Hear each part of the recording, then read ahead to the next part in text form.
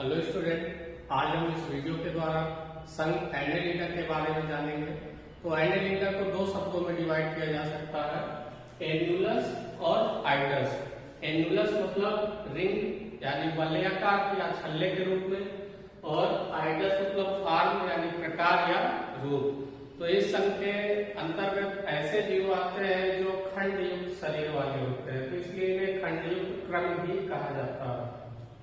अब अगर इनके लक्षणों की बात की जाए तो जो इस संघ के जंतु होते हैं वो स्वच्छ जल में भी पाए जाते हैं, समुद्री जल में भी पाए जाते हैं और नम मिट्टी में भी पाए जाते हैं। अधिकांशतः जो जंतु होते हैं वो स्वतंत्र जीवी होते हैं, लेकिन इसमें कुछ परजीवी जंतु भी होते हैं जो बाह्य परजीवी होते हैं, जैसे जोंक यानी हीरोडिनेरिया। इसके पश्चात अगर इनका शरीर देखा जाए तो इनके शरीर द्विपार्श्व सममित वाला होता है और त्रिस्तरीय होते हैं, यानी इनके शरीर का निर्माण 3 जनन स्तरों के द्वारा होता है, बाह्य जनन स्तर, मध्य जनन स्तर और अंतर जनन स्तर। अगर बात की जाए तो जो इनका शरीर होता है वो बहुकोषीय होता है और इनका जो शरीर संगठन होता है उसमें अंगतंत्र स्तर का होता है, यानी उसमें कई अंगतंत्र भी उपस्थित होते हैं। अगर इनके शरीर की पूरी संरचना देखी जाए तो इनका शरीर नली के भीतर नली के समान प्रतीत होता है। इसका मतलब क्या है, क्योंकि इनका जो शरीर होता है वो नालवत होता है और उसके अंदर भी नलिकाकार सीधी आहार नाल उपस्थित होती है, जिस कारण से इनका शरीर नली के अंदर नली जैसा प्रतीत होता है। अगर इनकी देह भित्ति की बात की जाए तो देह भित्ति की पतली और एक नम उपचर्म यानी क्यूटिकल का आवरण होता है उसके ऊपर, और उसके पश्चात एक बाह्य त्वचा यानी एपिडर्मिस होती है और अरील और अनुदैर्घ्य पेशियां होती हैं। तो इस प्रकार से इन सभी के द्वारा इनकी देह भित्ति का निर्माण होता है।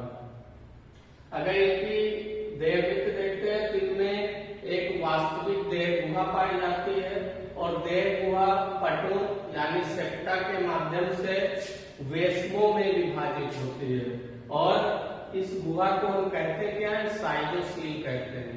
यानी इनमें एक वास्तविक गुहा पाई जाती है, देह गुहा पाई जाती है, जिसे साइजोसील कहते हैं। और ये देह गुहा काहे के द्वारा डिवाइड होती है, पटों के द्वारा यानी सेप्टा के द्वारा वेस्मों में या खंडों में विभाजित होती है। देह गुहा विकसित कहां से होती है, तो ये मध्य जनन स्तर से विकसित होती है। अब अगर इस संघ का मुख्य लक्षण देखा जाए तो क्या है, समखंडन। इस संघ का मुख्य लक्षण क्या है, समखंडन, यानी इस संघ के जितने भी सदस्य होते हैं उनमें समखंडन पाया जाता है। इसका मतलब क्या हुआ कि इसमें जो शरीर होता है वो बाहर की ओर से वलयाकार यानी रिंग शेप में, रिंग खांचों में दिखाई देता है और भीतर की ओर से अनुप्रस्थ पट्ट द्वारा विभाजित रहता है। तो इस प्रकार से ये बाहर से देखने में छल्लों के आकार का इनका शरीर दिखाई देता है और वो कई खंडों में बटा होता है। तो और ये जो विशेषता है इस संघ में सबसे पहले देखा गया था। इस प्रकार का जो शरीर निर्माण होता है वो इस संघ के जंतुओं में सबसे पहली बार देखा गया था। इनमें गमन देखा जाए तो गमन किस प्रकार से होता है, तो देह भित्ति में उपचर्म यानी क्यूटिकल से बनी हुई सूक्ष्म छड़नुमा या कांटेनुमा सूख यानी सीटी पाई जाती है, जिनके द्वारा ये गति करते हैं।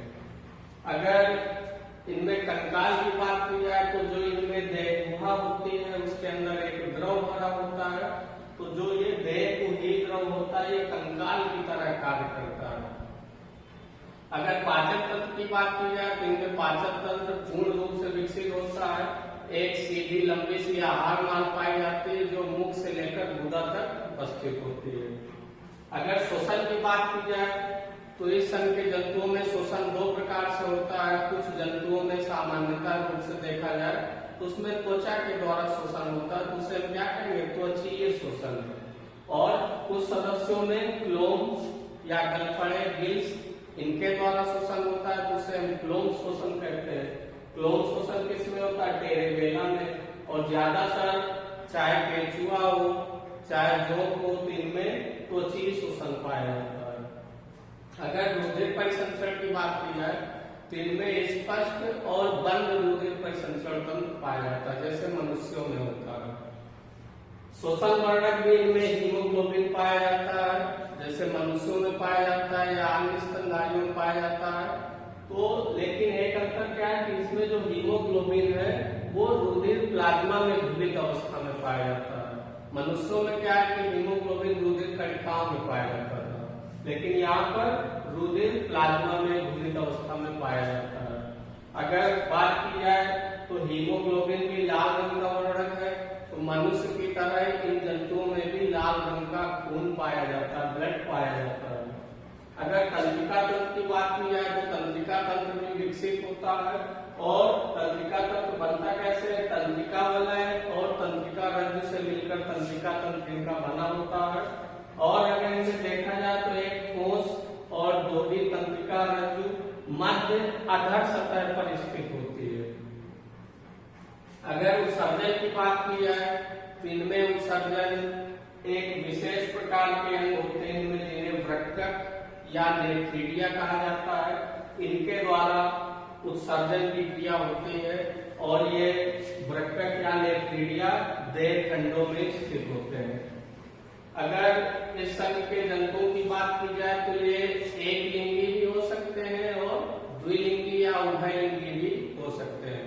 यानी कुछ जंतु इसके एक लिंगी होते हैं और कुछ जंतु द्विलिंगी या उभयलिंगी होते हैं। एक लिंगी में कौन सा है, नेरिस, ये समुद्री जल में पाया जाता है, यानी समुद्री जंतु है। और उभयलिंगी या द्विलिंगी जंतु कौन से, केंचुआ है, जोंक है। तो इनमें ये द्विलिंगी जंतु है, यानी इनमें नर और मादा जननांग एक ही बाडी पर यानी एक ही जीव पर उपस्थित होते हैं। अगर केंचुआ की बात की जाए तो इसके 14वें खंड में मादा जनन क्षेत्र पाया जाता है और 18वें खंड में नर जनन क्षेत्र पाया जाता है। और इनमें जनन कैसा होता है, लैंगिक जनन होता है, लेकिन लैंगिक जनन के लिए इन्हें 2 केंचुओं की आवश्यकता होगी, यानी लैंगिक जनन दूसरे केंचुओं के द्वारा ही संभव हो सकता है। अगर इनमें परिवर्तन देखा जाए तो परिवर्तन इनमें प्रत्यक्ष और अप्रत्यक्ष दोनों प्रकार का पाया जाता है। कुछ जंतुओं में प्रत्यक्ष परिवर्तन का मतलब है कि इसमें जो भ्रूण होता है उससे नवजात शिशु विकसित होता है तो अपने वयस्क के जैसा ही दिखाई देता है। और अप्रत्यक्ष परिवर्तन में क्या होता है कि भ्रूण से और वयस्क बनने में बीच में एक लार्वा अवस्था पाई जाती है, इसे ट्रैकोफोर लार्वा कहा जाता है। तो प्रत्यक्ष परिवर्तन केंचुआ में पाया जाता है या जोंक में पाया जाता है, और अप्रत्यक्ष परिवर्तन नेरिस में पाया जाता है। अगर इस संघ के वर्गीकरण की बात की जाए तो जो एनेलिडा संघ इसे 4 वर्गों में डिवाइड किया गया है। फर्स्ट है पालीकीटा। पालीकीटा में एक लिंगी जंतु आते हैं जैसे नेरिस। सेकेंड है ओलिगोकीटा। ओलिगोकीटा में उभयलिंगी या द्विलिंगी जंतु आते हैं जैसे केंचुआ। तीसरा है हिरुडीनिया। तो इस वर्ग में क्या होता है कि उभयलिंगी या द्विलिंगी जंतु तो होते हैं लेकिन वो बाह्य परजीवी होते हैं जैसे जोंक या हिरुडिनेरिया। चौथा है आर्किएनेलिडा। तो इसमें एक लिंगी जंतु होते हैं और ये एनेलिडा और मोलस्का के बीच की संयोजक कड़ी माने जाते हैं। अगर उदाहरण की बात की जाए तो पालीगोर्डियस है। आप लोग इसका स्क्रीनशॉट ले सकते हैं।